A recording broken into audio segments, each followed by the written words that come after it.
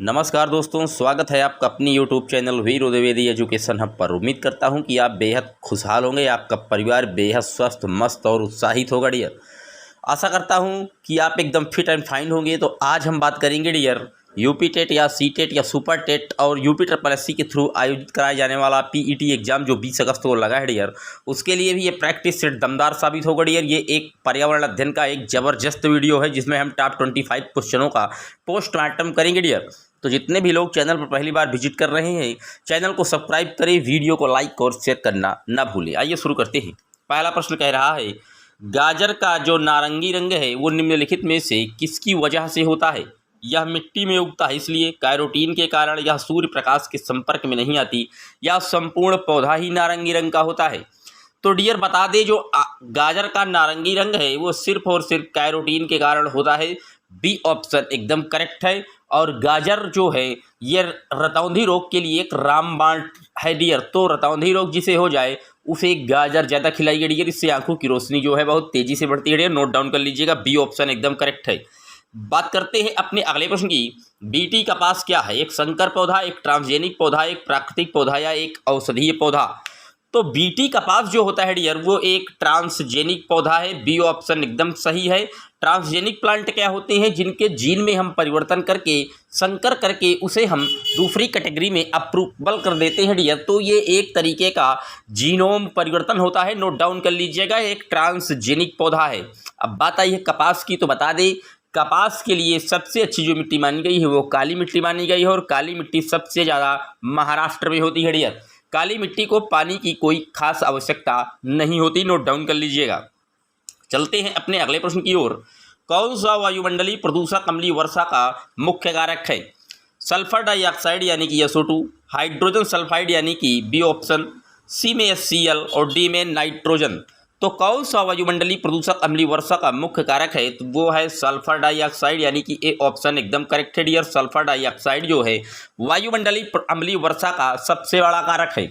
अब बात आई है अम्लीय वर्षा की, तो बता दें विश्व में सबसे पहले अम्लीय वर्षा स्वीडन में हुई थी 1972 में, और दुनिया में सबसे ज़्यादा अम्लीय वर्षा होती है नॉर्वे में। अगर भारत में पूछी जाए कि सबसे पहले अम्लीय वर्षा कहाँ हुई थी, तो आप याद रखिएगा वित्त नगरी मुंबई में हुई थी डियर। नोट डाउन कर लीजिएगा। आगरा का जो ताजमहल है जो पीला पड़ रहा है उसके दीवारें, स्टोन लेप्रोसी जिसे हम दीवारों का कुष्ठ रोग कहते हैं, वो अम्लीय वर्षा के कारण ही हो रहा है डियर। और अगर पूछ ले कि अम्लीय वर्षा की बात सबसे पहले किसने की थी, तो आप बताएंगे जे फोरियर महोदय और रॉबर्ट अंगस ने मिलकर अम्लीय वर्षा की बात की थी डियर। नोट डाउन कर लीजिएगा। बात करते हैं अपने अगले प्रश्न की। निम्न में से कौन सर्वाधिक उत्पादक पारिस्थितिक तंत्र है? उष्णकटिबंधीय वर्षावन, टुंड्रा, सवाना या मरुस्थल? तो जो सर्वाधिक उत्पादक पारिस्थितिक तंत्र है डियर वो है उष्णकटिबंधीय वर्षावन यानी कि ए ऑप्शन एकदम करेक्ट है। अब मैप में आप देखिए कि उष्णकटिबंधीय वर्षावन आपको कहाँ मिलेगा। मान लीजिए ये मैप है और ये बीच से भूमध्य रेखा जा रही है डियर। तो 0 डिग्री जो भूमध्य रेखा है इसके जो ऊपर 23.5 अंश आप जाएंगे और नीचे जो 23.5 अंश आप आएंगे, तो जो बीच का पार्ट है यही डियर उष्णकटिबंधीय वर्षावन कहलाता है। और ये सबसे ज़्यादा क्या है? उत्पादक पारिस्थितिक तंत्र है डियर। नोट डाउन कर लीजिएगा। बात करते हैं अपने अगले प्रश्न की। सांप का जहर अत्यधिक संशोधित लार होता है जिससे होता है प्रोटॉक्सिन्स, न्यूट्रोटॉक्सिन्स, जूटॉक्सिस या कैरोटोटॉक्सिन्स? तो बता दें जो सांप का जहर है डियर वो जूटॉक्सिन्स बना देता है लार में।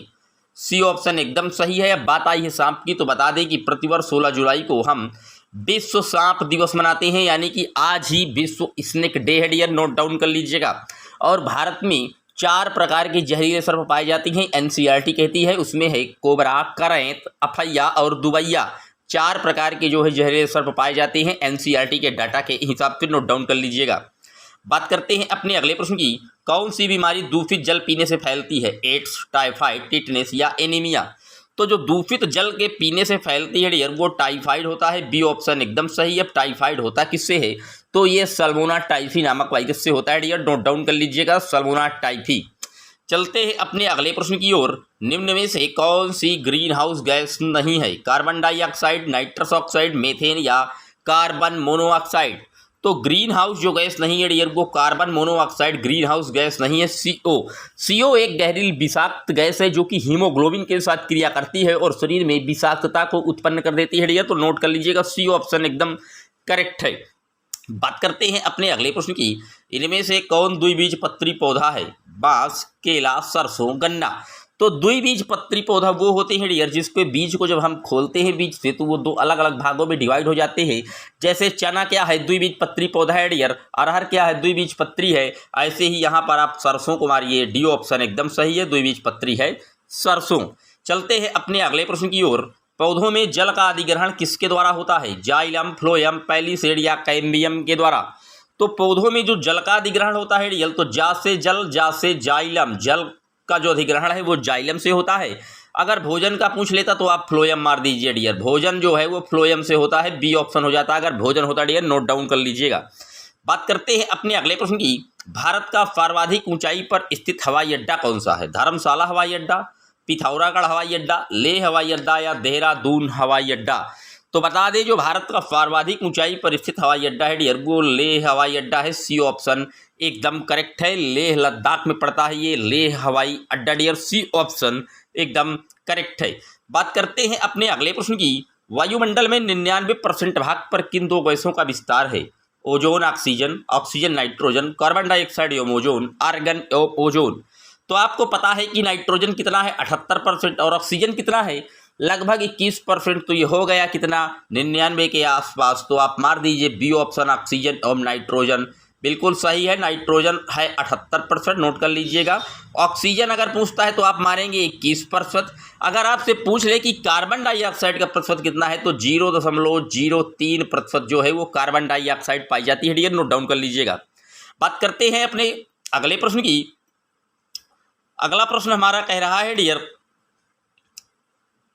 पर्यावरणीय अध्ययन में शैक्षिक भ्रमण का मूल उद्देश्य क्या है, बच्चों की ऊर्जा को विकसित करना, छात्रों के लिए प्रत्यक्ष अनुभव मुहैया कराना या समाजीकरण को बढ़ावा देना या टीम भावना को बढ़ा देना। तो जब आप पर्यावरण की शिक्षा में बालकों को भ्रमण पर ले जाएंगे तो उसे क्या होगा, जब भ्रमण पर जाएगा तो वो चीज़ों से सीधे प्रत्यक्ष रूप से मिल पाएगा डियर। तो ये हो जाएगा छात्रों के लिए प्रत्यक्ष अनुभव के द्वारा सिखाना, यानी कि बी ऑप्शन एकदम करेक्ट है डियर। बात करते हैं अपने अगले प्रश्न की। कार्यकारी रूप से शुष्क मिट्टी की क्या विशेषता है, इसको कैसे पहचानेंगे कि मिट्टी क्या है, शुष्क है, उसमें अधिक जल होना, पौधे को प्रकाश पर्याप्त नहीं मिलता, मिट्टी में लवण सांद्रता अधिक होती है या मिट्टी कठोर होती है डियर। तो जो शुष्क मिट्टी होती है उसमें लवण की जो सांद्रता है डियर वो ज़्यादा होती है, सी ऑप्शन एकदम करेक्ट है डियर। बात करते हैं अपने अगले प्रश्न की। सतत और व्यापक मूल्यांकन क्यों आवश्यक है, शिक्षार्थियों ने कितना कितना नहीं दिखा है जानने के लिए, शिक्षार्थियों की प्रगति निरंतर ना बनाए रखने के लिए, या निरंतर मूल्यांकन होते रहने से शिक्षार्थियों में परीक्षा का अनावश्यक भय नहीं होता, या परीक्षा प्रणाली को महत्व देने हेतु। तो जो सतत और व्यापक मूल्यांकन है डियर वो निरंतर मूल्यांकन होने रहने से शिक्षार्थियों में परीक्षा का जो भय है वो नहीं बन पाता, सी ऑप्शन एकदम सही है। सतत और व्यापक मूल्यांकन को हम CCE के नाम से भी जानते हैं। सतत का अर्थ है कि जब हम क्लास में पढ़ा रहे हैं, क्लास में पढ़ाने के उपरांत साथ ही साथ हम जो है उससे संबंधित प्रश्नों को पूछते हैं ताकि हमें ये पता चल पाए कि बालक ने इन चीज़ों को कितना अपने अंदर आत्मसात किया है, एब्जॉर्ब किया है डियर। तो ये सतत होता है। और व्यापक मूल्यांकन वो होता है कि बालक के संपूर्ण पक्षों का जब हम मूल्यांकन करते हैं डियर तो वो व्यापक मूल्यांकन होता है, जैसे संज्ञानात्मक पक्षों का, भावात्मक पक्षों का और क्रियात्मक पक्ष, जब तीनों पक्षों का मूल्यांकन करते हैं तभी वो व्यापक मूल्यांकन कहलाता है डियर, नोट कर लीजिएगा। बात करते हैं अपने अगले प्रश्न की। निम्नलिखित में से कौन स्वस्थ अस्थियों के लिए आवश्यक है, पोटेशियम एवं विटामिन के, कैल्शियम एवं विटामिन ई, कैल्शियम एवं विटामिन सी या कैल्शियम एवं विटामिन डी। तो आपको पता ही है कि जो हड्डियों के स्वस्थ करने के लिए विटामिन डी और कैल्शियम का होना बहुत जरूरी है, डी ऑप्शन एकदम करेक्ट है। बात आई हड्डी की तो बता दें स्वस्थ मानव मनुष्य में जो एडल्ट है उनमें 206 हड्डियां पाई जाती हैं। अगर बालकों में जन्म के समय पूछे तो कहीं कहीं 270 लिखा मिलता है, कहीं कहीं 300। दोनों में से एक ही ऑप्शन मिलेगा डियर, दोनों नहीं मिलेंगे तो आप ज़्यादा जो प्रोबेबिलिटी देंगे वो 270 ही को देना है डियर, नोट डाउन कर लीजिएगा। और जो हड्डियाँ आपस में जुड़ी होती हैं मैं आपको बता दूँ ये स्नायु या लिगामेंट के कारण हड्डियाँ आपस में जुड़ी होती हैं डियर, नोट डाउन कर लीजिएगा। बात करते हैं आज के अगले और अंतिम प्रश्न की। भारत में हिमालय की सबसे ऊंची चोटी का नाम क्या है, यहाँ भारत लिखा है dear, Mount K two, Mount Everest, Kanchenjunga या धौलागिरी। तो जब भारत में हिमालय की सबसे ऊंची चोटी पूछी जाए तो आप माउंट कंचनजंगा को मारिएगा डियर, वहाँ K2 ना मार दीजिएगा। भारत में हिमालय आप देखेंगे गूगल पे भी सर्च करके तो आपको मिलेगा कंचनजंगा, जो कि एकदम करेक्ट आंसर है। डी ऑप्शन, सी ऑप्शन में माउंट कंचनजंगा लिखा है, एकदम सही है कंचनजंगा, नोट रखिएगा।